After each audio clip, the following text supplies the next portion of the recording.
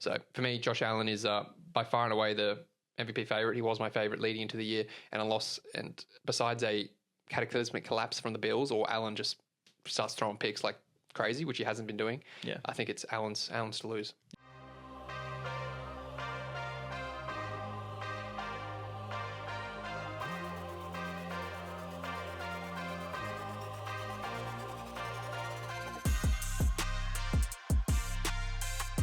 Welcome back.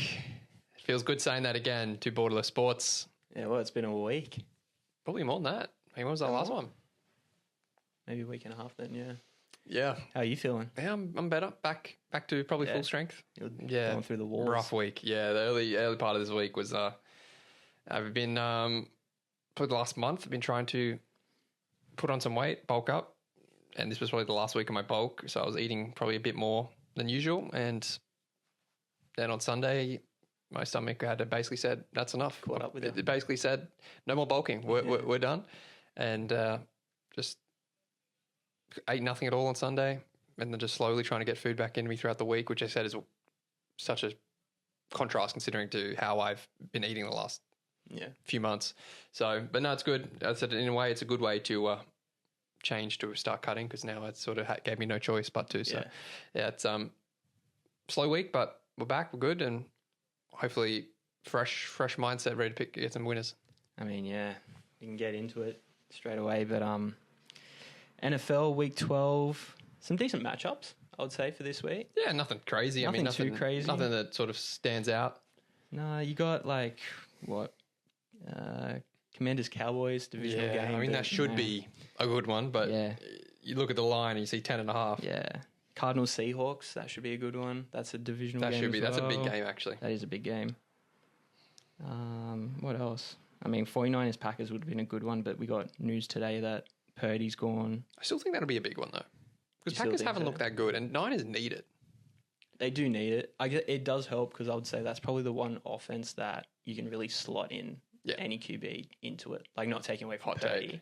Hot take, but not taking away from Purdy. Like, he's good, but it's more scheme. Yeah, I get what you're saying. Kyle's like more known for, not needing the big arm and stuff like that. Yeah. Well, it's just, I mean, the Niners, though, Cardinals win against Hawks. They, 2-3 game lead in that division over the Niners? Yeah. I think I saw a stat that if they lose this game, their percentage of making the playoffs goes to like 47 to 17%. And that's wild after just like... That's pretty, to make it the Super Bowl. I know. So that's, they do have the team where they can make a run and go on a lot of wins straight, but they just haven't looked that dominant. We spoke about maybe their window's closing. Yeah. Well, we said that this was probably their last year, really. Yeah. Well, and then you had Ayuk go down. So, yeah, it's going to be tough to write them off fully just because of how much talent they have, and they were there last year. But eventually, mathematics come into the equation. If you keep losing, it gets harder and harder. Yeah. And I don't think anyone fully believes in the Cardinals, but what they're doing right now is they're slowly changing minds. And if they keep it up and they can shake off that roller coaster tag and become a consistent team, well, then maybe they weren't even given the Niners a chance. They're kind of still staying a little bit under that radar, which is probably good, because you don't really want to give them too much hot, I would say, going into playoffs, because they haven't really established themselves that way yet. Yeah, no, not at all. So, no, that should be a good game. Yeah. Yeah. Sucks Purdy's out. That would have been a great game with Purdy, but still. Do you know who the QB is? Oh man, I read his name this morning, but I can't. I got no idea. Hang on. Tell you what, Nick Wright will be watching that game, praying that this replacement QB goes 30 for 35, 350 yards, 4 touchdowns, no picks. Brandon Allen. Actually, if Niners win this game without Purdy, man, the Purdy haters are going to go berserk. They're going to be everywhere. Told you so. Garoppolo, Purdy, no difference. They're glorified game managers.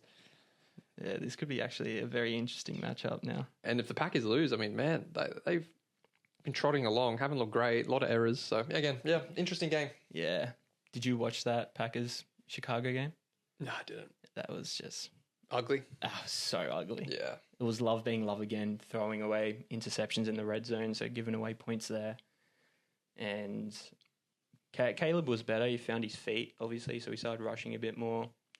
I think the new offensive coordinator probably just gave him a little bit more room to work around, like, let him do his thing. Well, we'll get into that. Yeah, we will. One of us may have the Bears in their picks. Interesting. So, okay. Stay tuned. So, what do you want to do? You want to just go through... Just quickly, another couple games, I think, is good ones. Eagles-Rams. True, yeah, that's the late one on Sunday right? night game. Yeah. I think Eagles 2.5. Listen, apparently a lot of the money's on the Eagles here, but apparently a lot of the pros love the Rams. They see this as a get-right spot with the public to fade them. Okay. Primetime spot. Eagles haven't looked great, but yet have looked dominant at times, but not like world beaters. Rams the same, where they had that stretch where they were looking, their offense looked like it turned the corner when Puka and Cup came back. But then you've seen like last week, and they've just offense stalled. It's been quite poor. So this is going to be an interesting sort of acid test game for me to see which team's legit. Again, Rams kind of need this too. They're in that division with the Niners we just talked about. Eagles don't really need it, but as the bookmakers will show, the Commanders are big favourites this week. So if Eagles lose, Commanders win, well, that tightens up a little bit. Eagles will probably want a 1 or 2 seed here, right? They're fighting especially for that. if they want to try and get that 1 seed. So maybe the Lions might be a bit out of reach, but so that's a good game. And the other one is the other primetime game, which should be a good one, Ravens-Chargers, which I'm excited for. Yes. Ravens coming off a loss, Chargers coming off a good win against the Bengals, albeit a topsy-turvy one. Yeah. But Chargers looking like a legit contender, and this will be a chance to show it against a Ravens team that needs to get back. And we'll get into this with the picks, but I don't think there's a safer bet for me anyways in sports than Lamar off a loss. So quick foreshadowing there. Interesting. Before we do get down on picks, though, I just quickly comment on the Chiefs-Bills game from last week. I think that's probably the biggest one that we missed out on. That was the biggest game of the week, if I remember correctly. Well, lived up to the billing. Great game. They always do, those two teams. The AFC's stacked with some great matchups. The Ravens, Bills, Chiefs, Bengals. I mean, the Bengals haven't been that good this year, but still, when they verse one of the big teams, it's always a big occasion. Yeah. You had the, obviously, Chiefs looking to go undefeated, so it just added that big extra element. You have the Bills, who've had the wood over the Chiefs in the regular season, who were trying to give themselves a shot at the number 1 seed, which now that's wide open. They've only lost 2 games. Chiefs have lost 1 game. Bills have the what's it called? The matchup, the tiebreaker against the Chiefs. So if the Chiefs drop another, then Bills take number 1 seed. So that really opens up that conference. It does.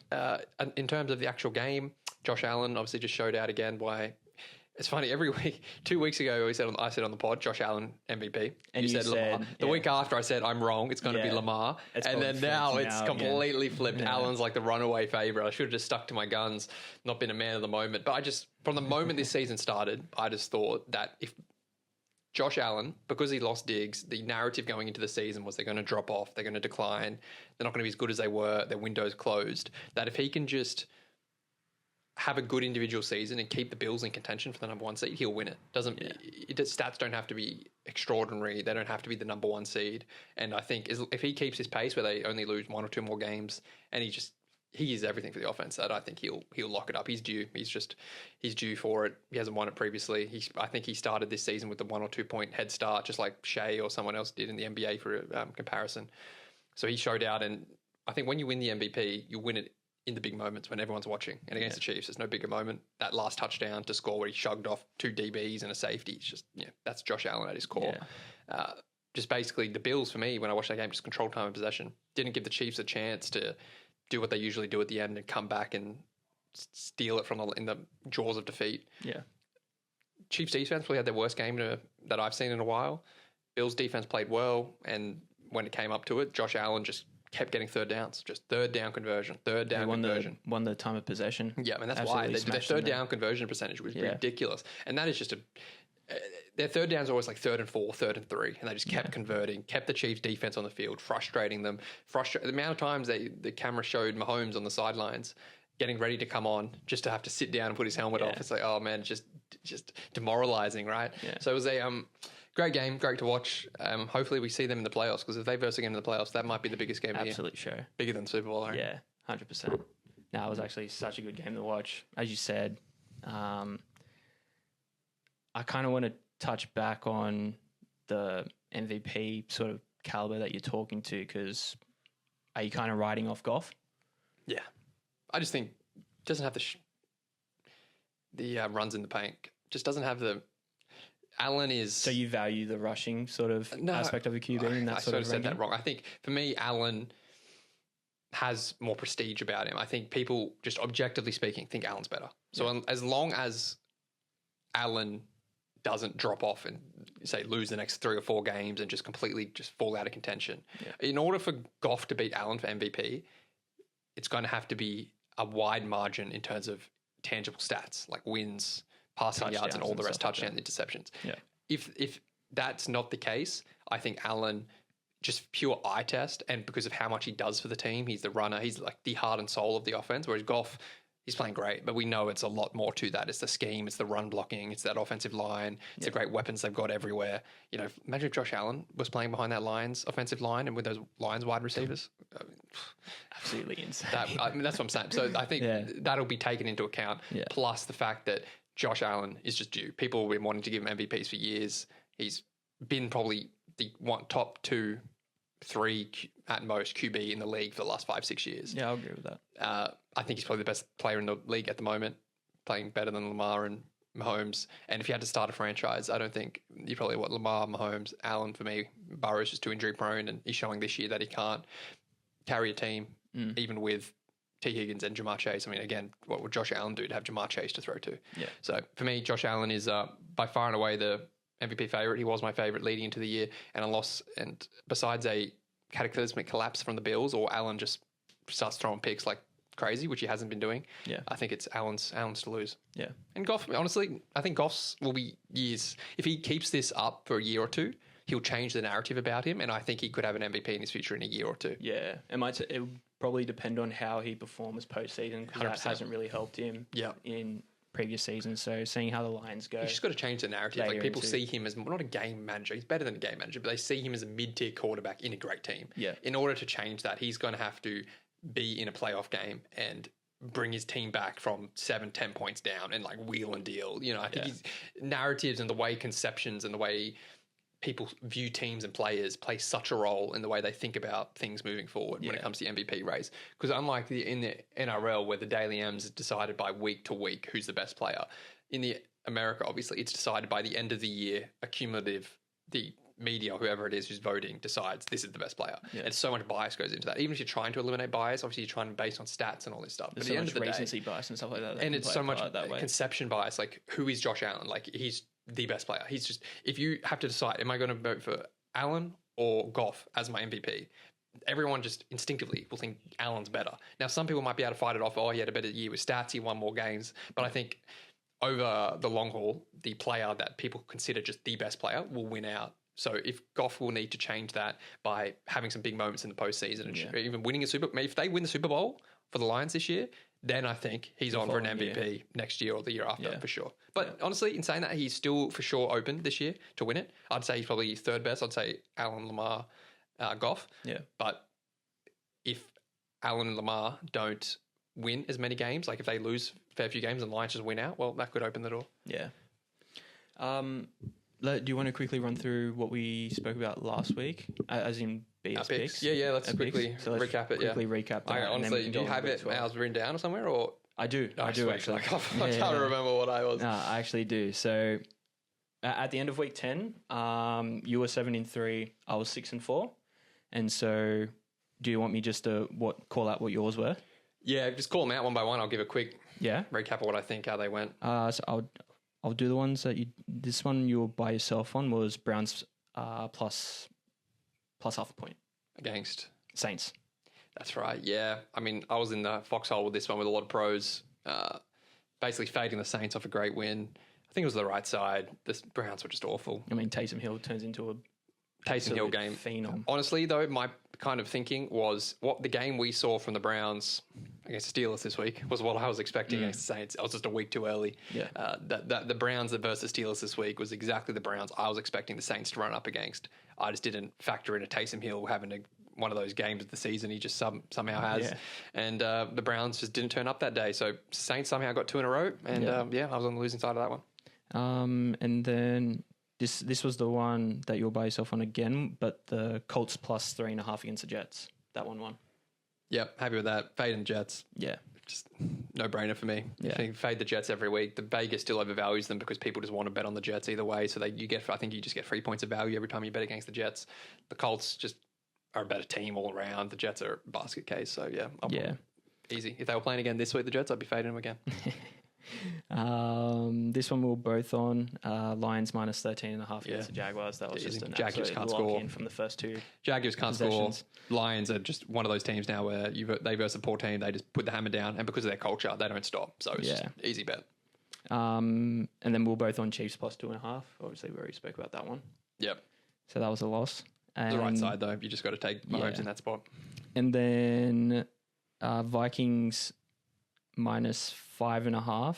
I was on the Viking side. You were on the Titans side, plus 5.5. Yeah, I obviously didn't watch this game, but from what I've heard, I don't think it probably was just a game to stay away from. I don't think I was on the wrong side. Nah, I don't think.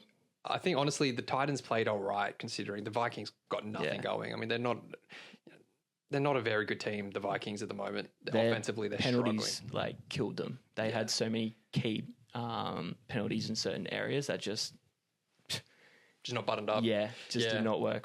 The Vikings offense is it's not looking good. Obviously, their defense is their weapon, but honestly, I should have stayed away from that game. But it is what it is. Yeah. So those were your 5. What I go? I went 2-3 or 3-2? 2-3. 2-3. Yeah. 2-3. So that put you up to my first losing week. 9-6, and then you went 3-2, right? I went because you got that.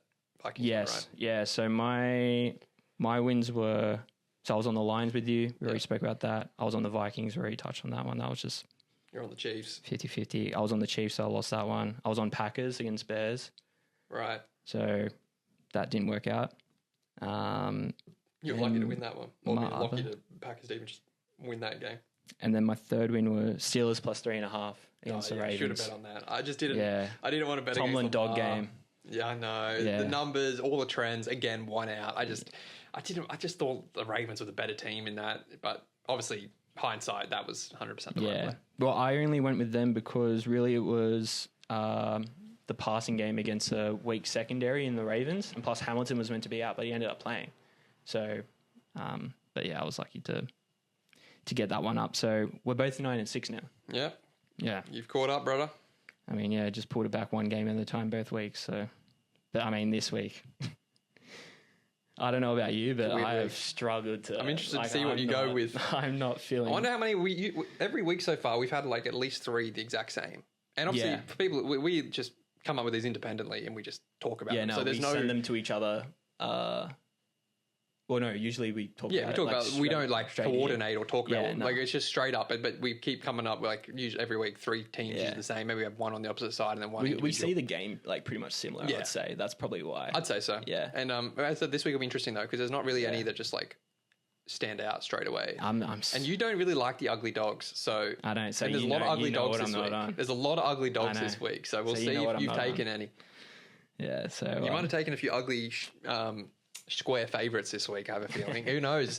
I feel like you're going to be riding with the public this week and I might be with the pros. Yeah. And I've listened to a few shows where they think this is the pros. A lot of the pros think that this is a week where they're going to get back the public, where the public have been up. They need it. The public have been up. The public have been up, but they're thinking that apparently, again, maybe reading a bit too much into this, that because it's the week before Thanksgiving, and Thanksgiving betting-wise is a massive week for the public because they're all at home watching. So they're thinking that this is the week where the books try to trap the public by dangling out lines that they know the public's going to take. Yeah, right. And the money goes to and this is where the pros win, and then the public tries to chase next week. I don't know. Maybe I'm reading into it, but apparently they're trying to trap me.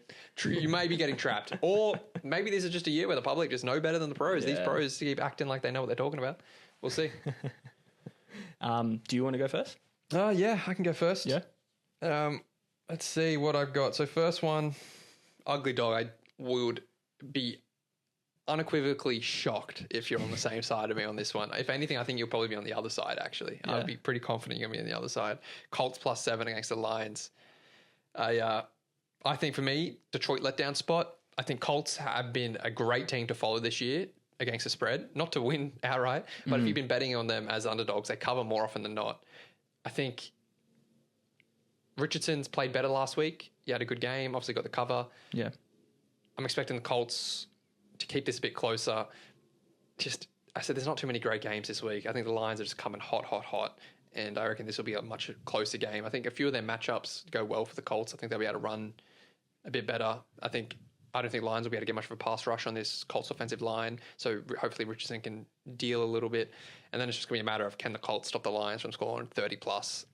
That'll be the challenge. Yeah. But getting a full touchdown, maybe that backdoor cover's open. I don't know. It's not my most confident bet. But again, I've been swayed on this one by the pros. And they love this bet. So I'm following them on this one. And I'm sure the public will be on the Lions. That's why I was looking at Lions minus 7.5, but I ended up cutting it. You didn't? Wow, so I'm shocked. I didn't end up going. But the only problem, I kind of stayed away to it because I would say Colts' best part of their team is the rush that they've run had. Game, yeah. And Lions are like top 5. Yeah. But they've lost their linebacker, Alex, what's his name?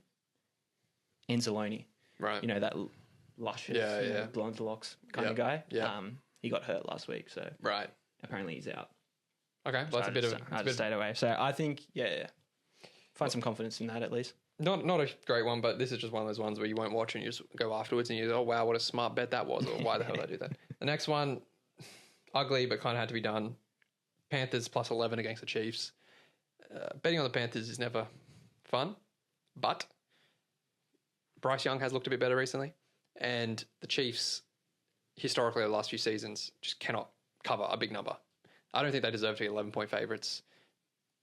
Maybe their defense this week will be trying to get a get back, but I just think I'm just basically going off the trends here, based off the history that the Chiefs. You're not seeing an angry Mahomes sort of saying, F it, let's go, let's roll some points.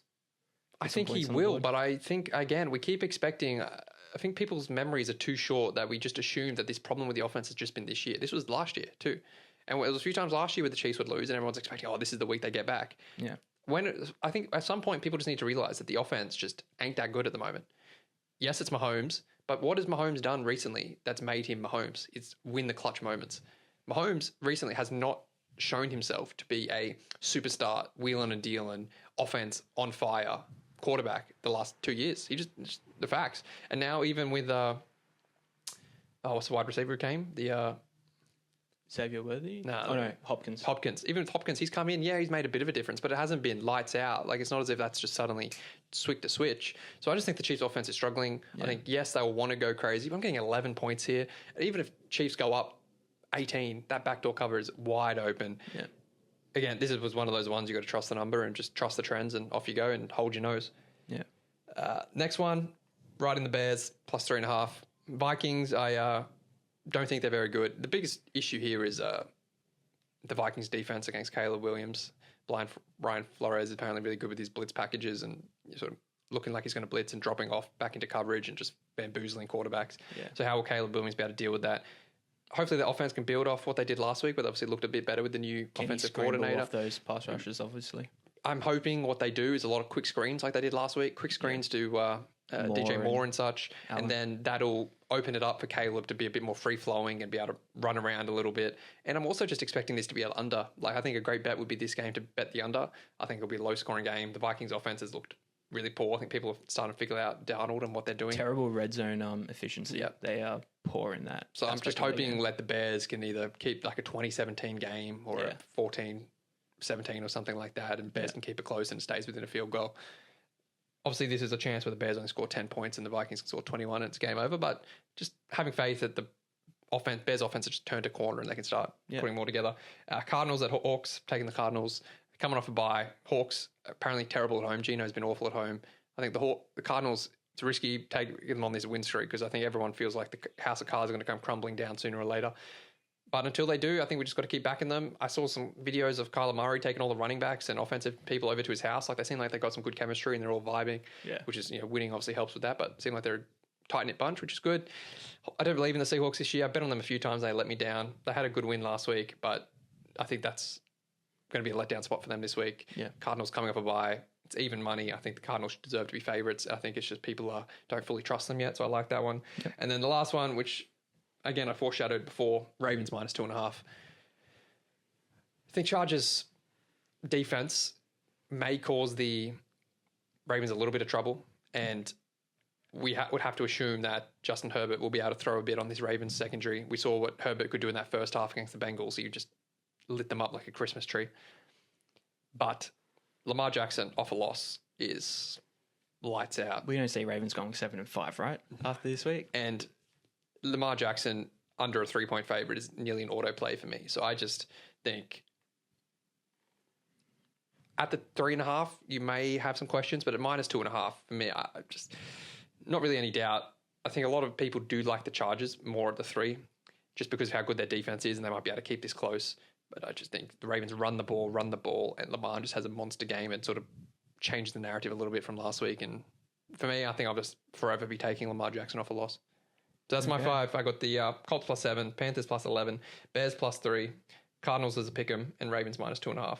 So 3 favorites, even money, and 3 underdogs, 1 favorite, and 1 even money. How confident are you in those 5? Oh, look, it's tough this week. I'm not too bad. I reckon it's a 3-2 or 4-1. I'm not feeling like a 5-0. I think one of those dogs will let me down. Either the Bears, Colts, or Panthers will let me down. But feeling confident in the Ravens. I reckon I'm going to be either 3-1 or 2-2 going into that Tuesday game, and I think Lamar will carry me to a winning week. Yeah. Okay. All right, my 5. What do you got? I'll start with, we've only got one game that we've bet on the same, and that is Cardinals at a pick. Yeah, I thought we'd be on the Cardinals. -0.5. I would say best team in the division this season, in my opinion, off a bye, full of talent. So look to them to stamp their name on really winning this division and going on with it, to be honest. So I took them in that huge spot. game for them for the division. Yeah.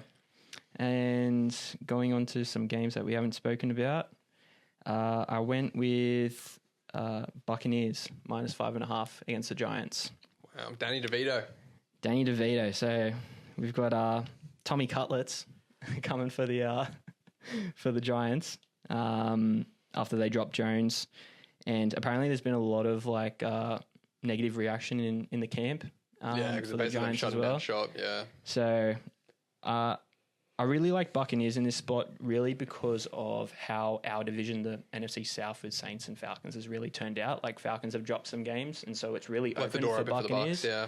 So and maybe Evans back. Maybe. I don't think that's confirmed. He might still be out this week. So that is a negative on my part, but I mean, they've kept it close with 49ers and other teams in that sort of caliber. So I really like Baker. Like Baker really does show out. He does. That's my concern with this though, is that dead cat bounce. With last time DeVito had his first game in, didn't he nearly win, or was some crazy performance? I think isn't he 3-3 when starting? That's his record. I'm just remembering when he first started his first game. Oh yeah, everyone was talking about him. He went in, and that was when his manager was on TV. And everything. So I think the reason literally why I stayed away from this one was I just worried that this Giants right now is such a wild card. Like they could come out and be so flat that Bucks will beat them 40-3. Yeah. Or this could be one of those weird games where for some reason Danny DeVito just looks like he's prime. Bucks will probably win, but maybe not cover. Yeah. I could easily see a 3-point win or something. But anyway, this was definitely on my radar. Yeah. I like that one. If you want to talk about trends, Giants have failed to cover the line in each of their last 5 games. But really? Obviously, new quarterback though. So, but yeah, just the news about the camp as well, not being happy. That really just and as you said, the Bucks forwarded it for me. Coming off a bye, I think, as well. 1.5 wins behind Falcons, so try and close that gap. Yeah. Like I said, I was looking at the lines. I didn't end up taking them, but the big dog that I faded was the Cowboys. I'm taking Commanders -10.5. Wow. In a divisional game that usually does not see a lot of blowouts. Taking a rookie QB plus -10 away. That in a divisional game. That's crazy. So, but you look at the Commanders, the worst area is their run defense, and Cowboys don't have anything on the run. Does it worry you that Cooper Rush played a much better game last week, that he started to put it together? No, you just think that was it, ceiling? No. I'm more looking at the other QB in Daniels, where we've seen how much of a hot start he had, and he's digressed a little bit, but he's playing hurt. So he's had an issue with the ribs. He hasn't been running. It's sort of kept him more one-dimensional in his gameplay. He hasn't been able to really show off what he has. He gets a little bit of it extra rest because they played the Eagles on that Thursday night. So I expect Daniels to come off that little bit of extra rest and, absolutely lay the smack down on these Cowboys. He's going to have Mike Cup chasing after him, though. He is. It's a revenge game for Dan Quinn. So, Sure. He's going to have the troops all rolled up trying to beat his former team. I see where you're coming with it. And honestly, fading the Cowboys at home this year would have been obviously proven to be a very profitable move. Honestly, though, I was kind of leaning more on the Cowboys to this side. I just think they looked better last week. They seem to have shaken off some of their previous woes at home where they were actually starting to get some offense going. There's a lot of points at home. 14 was a lot of points for the Lions last week, though, as well. The Jags. The Cowboys are playing for self-respect, whereas the Jags are game over. I just think the Cowboys, even no matter what the score is here... You don't think they're trying to tank right now? I don't think they are. I think... What are they tanking for? They're not going to be able to get a QB. I think for me, at home, they haven't won a game at home this year. I think they're going to be desperate. Even if they're down 20, they're going to be just trying to salvage some reputation here. But it's going to be interesting to watch either way. You could be a genius on this one or not. I definitely think you're probably on the square side. But I mean, we spoke about, I have zero confidence in a lot of my picks this week. Yeah, true. So I've just gone with my gut and, so it's a little bit different for me. I've been pretty confident the past 2 weeks in a lot of my picks, but this week I'm sort of just throwing shit at a wall and see what sticks. Yeah, it's not your kind of week this week. A lot of these ugly games. Yeah, absolutely ugly for me. My next one is Denver. I've got -5.5 here. Is it still 5.5? Yeah, I think it's around -5.5. I think it opened at 3.5 and now it's up to 5. So a lot of money coming in on Denver. So a lot of good news coming out of Denver. The Denver camp. A lot of people are really talking them up. Peyton's really loving his guys. He thinks he has his guy in Bo Nix. He's been really competent these past couple of weeks. Obviously, they had a great performance against the Falcons. Could do no wrong there. I think they just come up against a Raiders side that is just not good at all. Denver's better offensively, better defensively, better coaching. I'm getting 5.5's a weird line, but I think they win this by at least a touchdown, at least. So I kind of just like the number. And the danger here is the Raiders have a good cover game in them. They've throughout the year looked dead, and all of a sudden, bang. They beat the Ravens in, what was that, week 2? Yeah. They beat the Ravens. Played the Chiefs tight. They do play these good teams, and the only problem is Broncos are due for a letdown. Yeah. I think they need to make that playoff push though. So I like that they're divisional game though. Playing up for divisional game, taking the fave in the divisional game. Man, you're taking a lot of divisional. I'm taking a lot of divisional faves. A lot of divisional big numbers too. So we'll see, mate. If the public does well, you're going to do well. To be fair, I think a lot of the pros are on the. I think a lot of the pros are on Denver here. They like Denver. I think they like your reasoning. So yeah, we'll see. And then my fifth one, I threw out the lines and I put in the Eagles instead. Eagles -2.5 against the Rams. It was more about Eagles really showed out against the Commanders on that Thursday night game. They're getting that little bit of extra rest. I'm fading the Rams. I don't think they won that game against the Patriots, but I think Patriots probably should have won that. The Rams offense with obviously Kupp and Puka can be scary at times, and we've seen that when they went up against the Vikings when they returned and absolutely just put it to them, demolished them. But against the Patriots were still single coveraging them the whole game, and they still couldn't really do anything. I really love these Eagles. I reckon they've probably got, if not definitely top 2, the best offensive and defensive line combinations in the league for sure. Lions. Sorry? Them and Lions for sure. Yeah, that's who I was thinking about as the top 2. So I really like the class of the Eagles. I'd say I'm getting under a field goal. Best roster in the league, I'd say. Top to bottom. Yeah. I'm getting -2.5. So a field goal, Eagles gets me the win here. So yeah, I like the spot here. No, I'm with you on this one. What scares me is the coaching matchup as well, because I like McVay a whole lot better than I'm definitely with you on Sirianni. this one. Again, apparently a lot of the pros don't like the Rams. They see this as a trap spot for the Eagles. Apparently they think this should be a pick 'em, whereas the 2.5, you might get done by this landing on 2 or 1, I feel. But I think the Eagles, you said, the better team, the better roster. They should be able to just run, get some good play action. Rams haven't looked great last week or last few weeks, but are they going to have a bounce back spot? Like this is the kind of game with the Rams to suddenly start. Matt Stafford just goes for 350, come out and absolutely demolish this is it. Your problem is that if Matt Stafford comes out and throws a few touchdowns early, gets the Eagles on the back foot, and then they have to start throwing. That's when it could get. These are the games I usually stay away from, and I've chosen to go. So honestly, it's going to be an interesting recap. Yeah, see how we come back from this one. It's going to be a very interesting. Either I'll be riding high, or I'll have egg on my face. Yeah, I feel like you have a dangerous chance here of going like 1-4. Yeah, you definitely are putting yourself in the fire here. Who knows though? You could come back and it could be a masterstroke. But I wouldn't be putting too much money on these ones if I were you. I will not be putting money on these. Yeah, that's smart. Alrighty, and that's our week 12 picks. Yeah. Let's do you want to transition to what we've got on the screen behind us? Yeah, a bit of cricket. Wow, what a first day of Test match cricket. People say Test match cricket is boring, eh? What do we have? 16 wickets for, or 17? Yeah, wickets? Almost the end of 2 innings in one day. Just no batting. I mean, the pitch was tough, but it wasn't bouncing around everywhere. Like it wasn't a. Nah, I think it's probably meant to get worse. I would say more quick and more bounce. I just think the batting later was on poor. in these days. I think that was my prediction coming into this. Obviously, we didn't get to do a prediction show on the Test series, unfortunately. But my prediction was I thought the bowling would dominate the batting in this series across the whole 5 games. Yeah. And obviously innings 1 of game 1 showed that.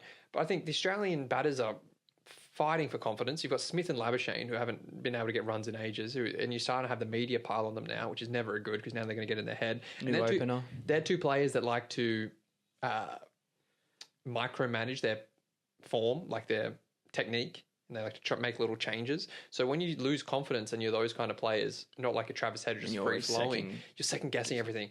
Apparently Labuschagne came out and said he wanted to play like Pujara. And anyone who's watched Pujara play knows that when you come out and have a mindset of, well, I'm going to soak up 100 balls, unless that's your natural play style, it's such a negative mindset that you're just basically waiting to get a good ball and get out. Like Labuschagne's not looking to score at all. He's literally looking to avoid getting out. Yeah. And I just think in cricket, that's such a poor way to go about it. And Smith, I mean, he got a good one first up, but he's been getting out LBW a lot recently. Since he's changed his technique where he's a lot more front on and he sort of shifts to off stump, he's been getting that LBW hitting in line at off stump so often. He's been so slow to get the hands down. Yeah. It's been beating him for pace. So those two aren't doing too well, which doesn't fill me with confidence. As you said, McSweeney, it's a tough series to coming in with Bumrah on the new ball. I mean, man, he did all right to start, but he didn't look comfortable. He could have got out a few times where he did get out. Yeah. And then you have Head and Marsh, but we can't be exposing those guys in the first so 15 early overs. That we need to be getting Head in at over 30 or 40 when the ball's a bit softer and he can start swinging. I mean, he was opening up early as well. Like he was doing what Head does, but it just wasn't. He got bowled an absolute peach. Like that took the absolute cornerstone of his off. I mean, it was an excellent spell from Bumrah. I mean, he showed himself as why he's the best bowler in the world, and on this pitch against batters who are low on confidence, it's just easy winnings. In saying that, the second innings is going to be interesting. Both teams here have an opportunity to really set the tone for the series because for me, the team that wins this series is going to be the team or the batting unit that regains their confidence first. Whichever team, I think in this series, a 300 is going to become invaluable score. Yeah. So if you can just get to 300, which isn't much in Test cricket. I mean, in Australian pitches, recently it's been hard because these pitches are bouncing around everywhere and the day-night Test matches where the ball's doing heaps. Yeah. But I think Australia or India, whichever team doesn't regain their confidence, will struggle to even hit 200. So I think a 300 will be a winning score in this series, unless we get onto a road in SCG or something. But yeah, at the moment, I think India are looking the best to regain some confidence. They've got a few young guys in there. I think Jaiswal is a excellent prospect. Patakal, I think, is an excellent prospect as well. I think Rohit Sharma's coming back later in the series. I mean, Kohli, a lot of the news around Kohli is that he's struggling for form. He's sort of in the same boat as Smith. Yeah. But he's Kohli, he's always going to have that aura about him. So I have more confidence in the Indians regaining their confidence. And I just worry about the Australian quicks having to bowl so many overs. They had to bat more than the Australian batters. We're already did. seeing it here. It's the 7th over in the second innings now. Cummins is already on. Well, Stark had to phase 100 balls. Yeah. And now he had to, it was him and Hazelwood out there for 45 minutes. It's honestly, if you had to pick the worst way for a day and a half to go, you would pick That's probably the Australian bowlers bowl in the hot sun for the first day for the hottest part of the day, and then the batters come in and get out nearly instantly, and the bowlers then have to bat in the peak of the heat today. I mean, it couldn't have gone worse in terms of just like endurance spent or energy spent. So it's really not looking good. And if Indian Open, that 0 for 26, you're off 6. I mean, this is probably the biggest partnership any of the batting units of either team's nearly got. If they can really frustrate, if they can see off the Australian fast bowlers here on their first spells and get to the line, man, that's because Marsh isn't going to be able to bowl many overs. Stark, Cummins and Hazelwood are going to be tired. They're not test match conditioned. They haven't played many test matches recently. So they're not going to have the miles on the legs to be able to go long overs in the heat. Plus you add the batting they had to do in the hot sun. They're going to get really tired. And this middle, it gets really dangerous where you could have Rishabh Pant coming in at over 30 or 40 against tired Australian bowlers. He's really good against Nathan Lyon, so that's not going to be a problem for him. Where he could be up against Lyon, Marsh and a tired Cummins, and he could go ham. And that's what we saw how we lost the series a few years ago against India at home, is where Pant would come out and just score 100 off 90 like Travis Head style and just take the game away from us. If he does that in this game, it's game over, because there ain't no way I see our batters getting over 250, 300 in this. So this is, honestly, I think right now I bet on the India to win this game before the match, and I feel extremely confident about that right now. Yeah, no, I definitely agree. I think could be interesting depending on how this second innings goes. If we do have time where it comes like we've got 2 days to bat, there's going to be a lot of weight on those batters' sort of shoulders to sort of hang in there, especially with the sort of quality bowling that they're facing up against right now. And right now I don't like our chances. But you know the real danger is if we in our second innings here, if we get bowled over for 150.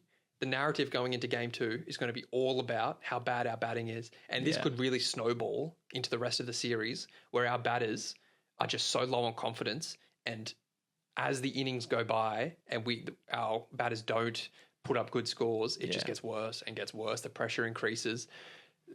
Is the second test Adelaide the day-nighter? I don't know. But that's not going to be easy. That won't be easy. So it's probably the worst match you want to go in with. It doesn't get any easier, does it? So there's a real risk here that our batters could. That's why, remember, we said about this weeks ago that it was so important in that one-day series to get some runs under their belt for Smith and Labuschagne and the rest. You know, Head hasn't played much cricket recently. No. You've got McSweeney who's coming in fresh. Yes, he had a good Australian A, but man, you can't compare Australian A to the real thing. Khawaja he's steady, but he's prone to getting out early. He's prone also to getting 100 off 300 balls, which we're going to maybe need.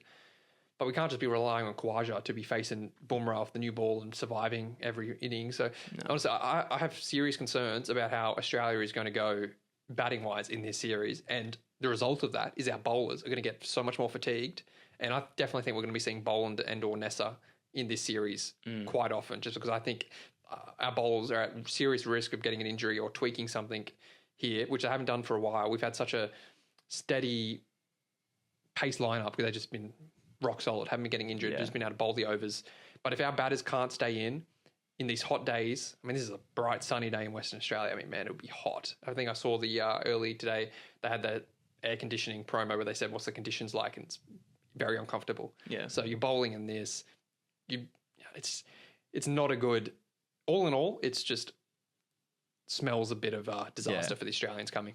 We're definitely fielding a lot better than them for sure, and that's what India struggled with against New Zealand. Like they just dropped a lot of catches. Yeah, didn't take a lot of their chances. So that's the only thing that we've kind of got the wood on them right now.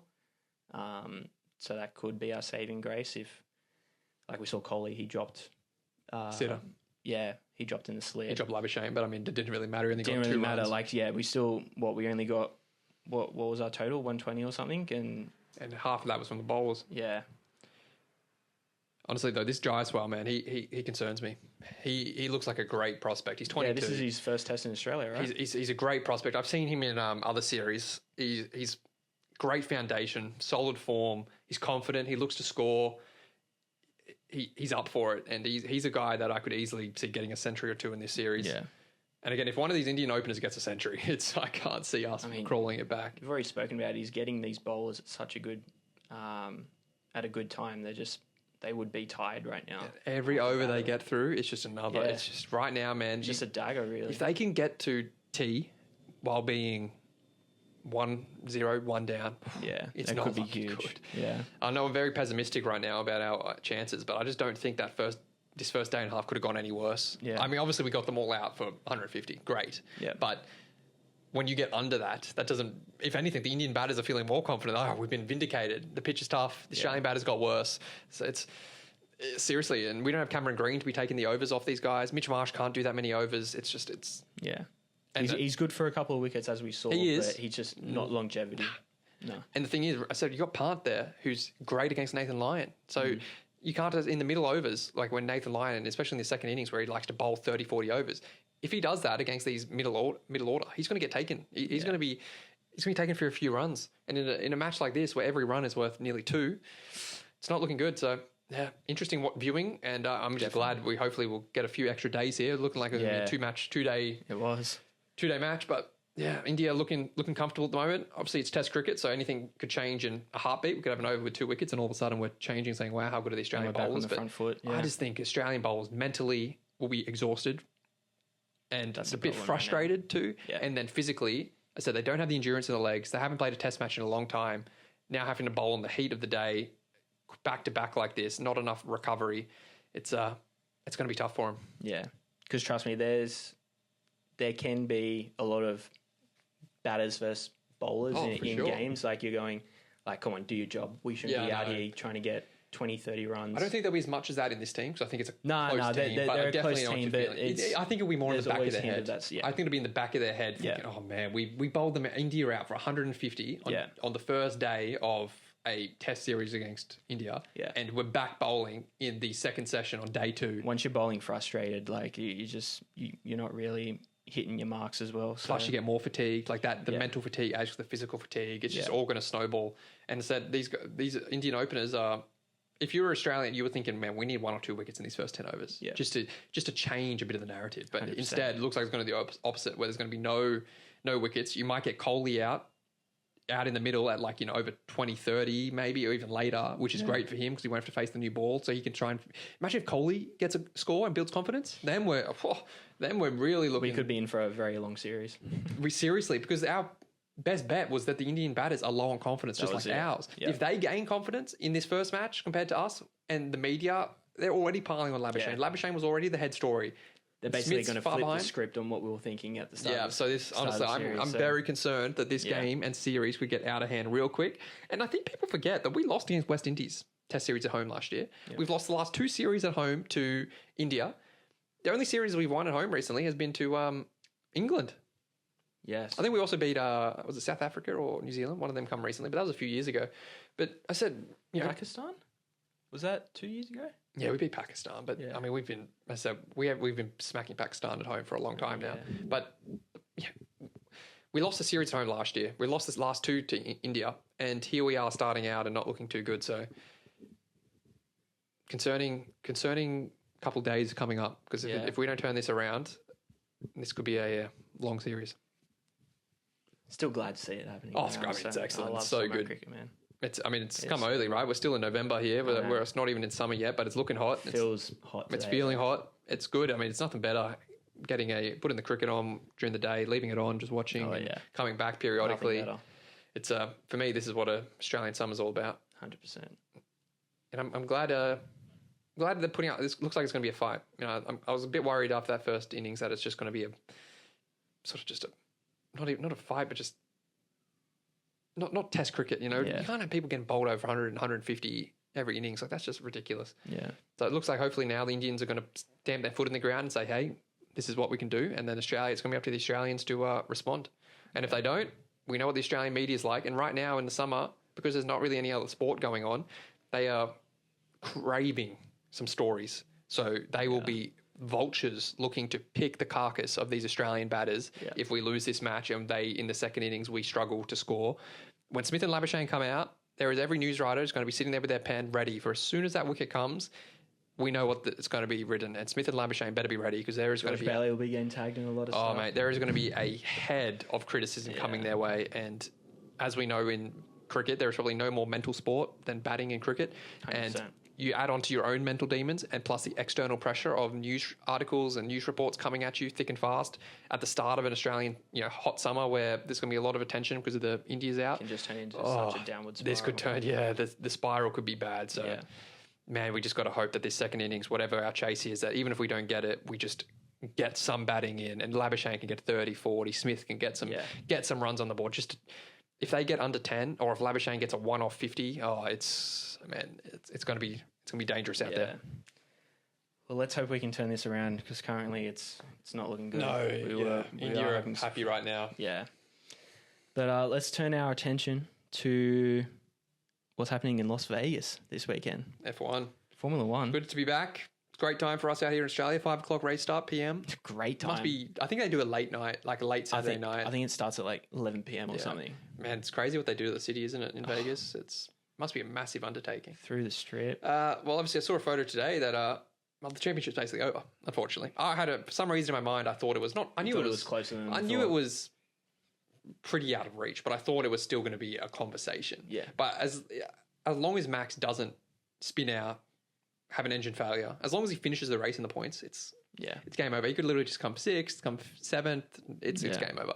In order for Norris to make this interesting, he's going to have to win, and Max is going to have to come 9th, 10th, or not finish. So, I mean, it's possible. Street circuit, anything could happen, but it's just typically that's not really what Max does. So, the biggest competition really is going to be, I think, for the overall constructors. Which team's going to win? McLaren, Ferrari, and Red Bull are third, but not really that close just because Perez is they're basically doing it with one hand tied behind their back. Yeah. Now it's turning into, I would say, more of a 2-horse race for that constructors title. We're seeing those two teams are pretty much towards the top this weekend so far in the first 2 practices. Then with Mercedes have shown some pace. Obviously it's practice, but Mercedes have shown a lot of pace in practices though, and not been able to show that later on. So I'd take that with a bit of grain of salt. Yeah.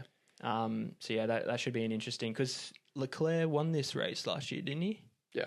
With the Red Bulls 2nd and 3rd. Thing is, Ferrari and McLaren haven't won the constructors in a long time. So for both of them, this is, legacy stuff. Big moment for both of them. Well, for the drivers, it's massive. To bring the first constructors in a long time back, that's a massive chip on your shoulder, right? Yeah.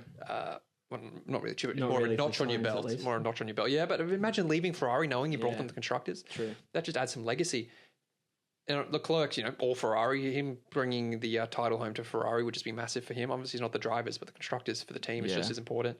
So that's probably going to be the story the next few weeks, how those two square up. Piastri's going to have to improve his performances a bit over the last few weeks. Qualifying's going to be massive because I can't really remember too much of Las Vegas, but I'm guessing it's not going to be the easiest track to overtake on, just being a street circuit. So qualifying's going to be very important, which we'll be wrapping this up and going to watch that. Yep. Yeah, should be a good race, and we'll be breaking that down on Monday after the race, see what happens, and hopefully some entertaining race like the last one was. That last race was awesome. So hopefully get another one of that. Lots of overtakes, lots of chopping and changing, maybe a bit of a few safety cars or just something to muddle the order up. We just don't want. I'm sure the weather's meant to be fine, so there won't be any change in that sort of aspect of the race. But hopefully we're talking about a really great race on the Monday pod. Hopefully it's a real topic of conversation come Monday, not just a quick, boring. A little recap. The one thing that'll be much watched TV is the Martin Brundle grid walk. I'm sure there'll be a few stars on the grid for the Las Vegas GP. So that'll be, the people he'll bump into. Oh, it's going to be crazy. The amount of awkward sort of... Yeah, he's the king of it though, right? Come on there. It's just... He doesn't care. He doesn't. I don't think there's many people who could do what he does. Nah.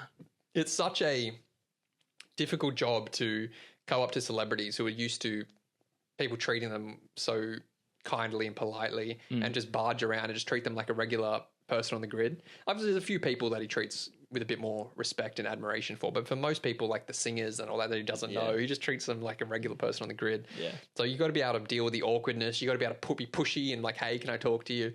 I said it'd be very uncomfortable, and watching it back for him would be even more uncomfortable. So you have to have a really thick skin and just have a lot of inner confidence to be able to do that sort of stuff and to make it like a worthwhile TV product. He nails it, and once he goes, there won't be anyone being able to do what he does. It will not be the same. It'll be too try hard. Like Martin does it because he comes at it with his own personality. Anyone else doing it will just do it like an interviewer, where you're just going up and letting them talk. Whereas Brundle comes in with his own personality into it, so it's like two people rather than interviewee. So let's enjoy it while it's still here. Definitely. I mean, let's wrap it up with let's try and wrap it up with the UFC. Do you want to touch on UFC? Yeah. Well, let's wrap it up with because then we've got John Jones. Qualifying starting in about 15 minutes. But yeah, John Jones. Yeah, I mean, it was John Jones got a lot of props, rightfully so, but I don't think he looked great. I think Stipe just looked worse. I kind of knew both guys would come in rusty. I mean, Stipe hasn't fought for like 5 years. He's had a kid in that time. When you're at that age and you take that time off, you just, no matter what you do and you come back, you ain't going to be the same. No. John Jones, likewise, had an injury, a lot of time off, up to heavyweight, carrying more weight than he usually did, but looks fitter than the last fight, though, I would say. Yeah, he did. But the thing is that he was a bit slower than he usually is, John Jones, but because of how slow Stipe was, he looked lightning quick. Yeah. Stipe just was a sitting duck. Like he couldn't move. His legs were shot. He just couldn't get out of the way. So John Jones was able to tee off. Stipe was still able to hit Jones, which is what I was worried about because Jones was getting hit by Stipe. And I'm like, man, you can't get a few more of these uppercuts. Yeah. You're getting a bit older now, Jones. And you see when guys get older in their career, they can't take these shots like they used to. So if he keeps taking these shots like he did when he was in his 20s, Stipe's got power. Like there's one thing that age doesn't weary, and that's power. So if he... I was worried that he was going to walk into another one of his uppercuts and have his lights go out, and that was it. But apart from that, there was no way he lost. The only way he lost was the puncher's chance, where Stipe got one through and just took his lights out. But Jones was sort of rolling with the punches and was able to see everything was coming. And then it was just a matter of time until he hit Stipe with something he couldn't take. And the body shots, the leg shots, like he was just hitting every body part. Yeah, the one that sort of really ended it was that the spinning kick to the ribs. Spinning kick to the ribs. Great shot. You see the replay where it's like, It looks like it probably broke a rib, but I don't think so. Nothing really came out. Body's just not meant after to take it. But yeah, we saw Stipe really get retired straight after it. Yeah. Good on him. Great career. Got the bag to end and off he goes into the sunset. I kind of saw it that exact same way, the way it sort of panned out. I had Jones for KO in the second and third round. So it ended up, that was the only one that got up out of the others. But I thought it would have started off slow. Obviously, both having not fought in a while. Which it did. So honestly, no. The first round was when Jones took him down, didn't he? And just Jones took him down and was wailing into him. Just the elbows. The John Jones, what he's most famous for is his elbows. And Stipe just couldn't get up, couldn't move. Nah. And honestly, I think he was down there good on Stipe for taking all that. Half the round. What a shocking way to start the round. So that would have just emptied Stipe's gas tank even more. Yeah. And then the second round comes out. Stipe landed a few shots, but John Jones' shots to the bodies, his kick to the bodies are just disgusting. That's the thing with Jones. He's got so many weapons. As a heavyweight, he moves fast. He was really targeting that body. He was. More than usual. You could tell. Yeah, that was definitely in the game. He has so many weapons. He can kicks. He's both stances. He's so unconventional. His elbows. Yeah. He can hit you from anywhere. And he just basically tore him apart. And because Stipe was just a sitting duck, he couldn't move. He couldn't get out of the way, or his body was just there to be taken. And eventually those shots would add up, and it didn't even really add up. It was just one kick that I think would have taken most guys out. That you see the replay when it slowed down and how your ribs aren't supposed to take that sort of force. Nah. And that's why Stipe just drops to his knees, and it was game over from there. And then now it's sort of like, what's John going to do? I think he said he doesn't really want to fight Aspinall. Obviously, that's who everyone wants him to fight, because that's, he's the up and comer. He's done everything he's supposed to do. He's beaten everyone who's been put in front of him. But I heard John Jones say that he's sort of not in the business anymore of fighting young up and comers, which is understandable. You got a guy who's completely on the rise versus John Jones, who's at the very apex, like at the very twilight. Yeah, would John Jones be able to beat Aspinall? Absolutely. But man, that is an ugly fight for him. Absolutely ugly fight for him. Aspinall hits hard. He's big. Will be bigger than Jones. He'd make Jones look small. You can see why he doesn't want to fight. And if Aspinall hits so hard and we know throughout John's career, he does get hit. Like, he's not a guy that completely avoids damage. He has a good chin. He doesn't get he rolls with punches. Like, it's not as if he gets tagged and dropped all the time. But he is prone to getting touched. And if you get touched a few times by Aspinall, that's a recipe for disaster. Yeah. Now, would Jones be able to do what he did to Stipe, where he sort of hits the body? And yes, but Aspinall will move a lot more. He won't be such as an easy target to hit. And Aspinall is quick and he's got a lot of power. I think John Jones's best bet would be try to wrestle, take him down and control him on the ground. Yeah. But again, every fight starts on the feet. And if you're Jones, yes, there's a lot of methods to victory. You're the greatest of all time. Do you need to beat Aspinall for your legacy? Not really. There'll be a few fans who go, oh, you dodged Aspinall and all that. Yeah. But for the most part, people won't really care. So the thing is, you have to have smart matchmaking who the fight will be. Because if it's not a high-level fight, then the fans are going to be just ripping into him for not taking a good fight like Aspinall, especially because he's a interim title holder. So he will either have to relinquish his belt or fight Aspinall. Yeah. A lot of people saying fight Pereira, but I think Dana White said he doesn't want him to fight Pereira, which is understandable. They're both big draws. Why do you need to put them against each other? One has to lose then, right? And the thing is, if you're John Jones and you're fighting Pereira, you are 100% just going for takedowns. Like that's all you're going for. Pereira comes up in weight. Yeah, he would probably come up in weight. Yeah. But the thing is, if you're John Jones, you're not standing with Pereira. No way. But Pereira has like no wrestling. So John Jones is like one of the most elite wrestlers and grapplers in the UFC. He would just from minute one take him down and just pummel him on the ground. He'd be bigger, he'd be stronger, he'd be able to just control him on the ground and get a submission. So I think that's a shocking fight for Pereira. Yeah. And it's just why make it for the UFC? Pereira's doing his thing. He's a massive draw. He's able to get a lot of the Brazil crowd, South American crowd. Yeah. He's great on social media, all the knockouts. Just, you don't need to do it. So it kind of sounds very like open-ended as to like what the next sort of move is. It's just difficult because Aspinall's the interim title holder. So and Jones being the holder, like what are you going to do? You can't. See, like I said, he relinquishes his title and gives it to Aspinall, or you fight against Aspinall. I mean, they'd have to give him the bag, which he deserves. He deserves to get a lot of money to fight that, especially if you're going to fight Aspinall. Yeah. But it's just, man, it's such a bad fight for Jones. And not matchup wise, but just pure mentality wise. Like you got a guy, Jones, oh man, he knows he'll be in for a war. Like he knows what it's like to be young and fighting for the title. Like when you're hungry, like that's completely different when you're the hunted versus the hunted versus the hunter. Yeah. So for John Jones, you're like, man, there's just very little. If you win, obviously it's another notch in your belt. People are like, oh my God, he beat another one. But it's not really legacy changing if you beat Aspinall. It's kind of just another win, especially if you beat him easily. Yeah. On the flip side, though, if you lose, one of his biggest things is he's undefeated. I know, undefeated. Yeah. He's never lost, really. So if all of a sudden one of your last memories of people who haven't watched you in their heyday is you getting knocked out by Aspinall, well, that's not fun. And, you know, there's no guarantee he'll get knocked out, right? He's considered the greatest of all time. You know, we're doubting him here, but that's probably the most difficult fight you could possibly make for him. Yeah, and at his stage of his career, why would you want to make the most difficult fight? I said, difficult with the belts. What do you do? Yeah. Like money talks. So money does talk. We will find out. But yeah, do you want to let's wrap it up.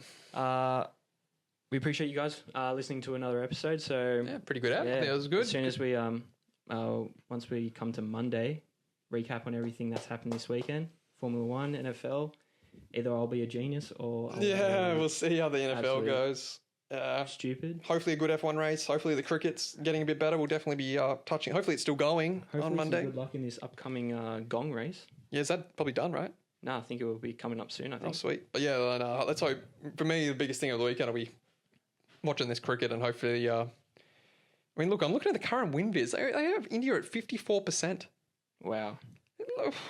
What? That is crazy. How is this nearly even right now? Like, you'd have to think the odds are just so in India's favour, but no. Gringotts won. Gringotts won. Good thing I bet on him. Just have it back. Who came second to yours? Nah, Suprazi. Damn. Suprazi. Well, that's unfortunate. I was keen on that one. That's right. Anyway, we digress. We'll end on that. We'll end on that full sad note. Well, I won, so we'll end on that happy note. See you, fellas. We'll see you on Monday.